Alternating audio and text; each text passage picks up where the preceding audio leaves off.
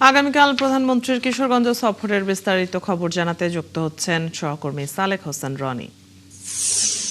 রনি, কিশোরগঞ্জের প্রস্তুতি কেমন দেখছেন এবং প্রধানমন্ত্রীর এই সফরের বিষয়ে দলীয় নেতাকর্মী ও স্থানীয়রা কি বলছেন? অদিতি, আগামীকাল প্রধানমন্ত্রী আসবেন এই কিশোরগঞ্জের মাটিতে। এখানে যেসব উন্নয়ন প্রকল্প নেওয়া হয়েছে তারই কিন্তু উদ্বোধন করবে। আমি এখন দাঁড়িয়ে আছি কিশোরগঞ্জের পুরাতন স্টেডিয়ামে, যেখানে প্রধানমন্ত্রী ফ্যামিলি কার্ড এবং ইমাম, মুয়াজ্জিন এবং খাদেমদের যে সম্মানী ভাতা দেওয়ার কথা, সেটা কিন্তু এই মাঠ থেকে উদ্বোধন হবে। ইতিমধ্যেই কিশোরগঞ্জের নেতাকর্মীরা ব্যাপক উচ্ছ্বসিত এবং উদ্দীপনার মধ্য দিয়ে তাদের কিন্তু বিভিন্ন কর্মসূচি তারা পালন করছেন এবং সেই সাথে আমাদের নেতাকর্মীরা যে একটা উৎসব উদ্দীপনার মধ্যে দিয়ে তারা যাচ্ছে এবং ইতিমধ্যেই সমস্ত কার্যক্রম কিন্তু শেষ পথে।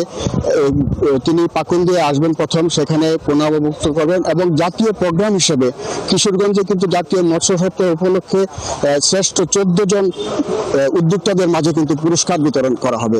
এটি কিশোরগঞ্জের একটি ঐতিহাসিক সফর হবে, কারণ এখানে জাতীয় প্রোগ্রাম করা হচ্ছে মৎস্য সপ্তাহ এবং তারপরেই বৃক্ষরোপণ করবেন ঐতিহাসিক শোলাকিয়া মাঠে এবং বিকেলে এই স্টেডিয়ামে ফ্যামিলি ভাতা এবং ইমাম, মুয়াজ্জিন এবং অন্যান্য ধর্মাবলম্বীদের কিন্তু এখানকার ভাতা দেওয়ার যে কার্যক্রম, সেটার উদ্বোধন কিন্তু বিকেলে এখানে হবে।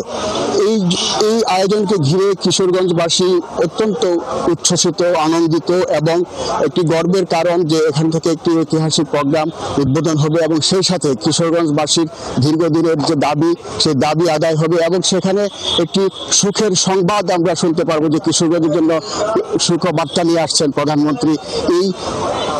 এই যে একটি প্রাণের দাবি কিশোরগঞ্জের মানুষের, প্রধানমন্ত্রী আসবেন, কিছু কিশোরবাসীকে উপহার দিবেন ভালো কিছু, সেই অপেক্ষায় কিন্তু কিশোরগঞ্জের মানুষ অধীর আগ্রহে। অদিতি, রনি, আপনি প্রস্তুতির খবর জানাচ্ছিলেন, ধন্যবাদ যুক্ত হবার জন্য। দর্শক, কিশোরগঞ্জ থেকে আমাদের সাথে যুক্ত ছিলেন সহকর্মী সালেক হোসেন রনি।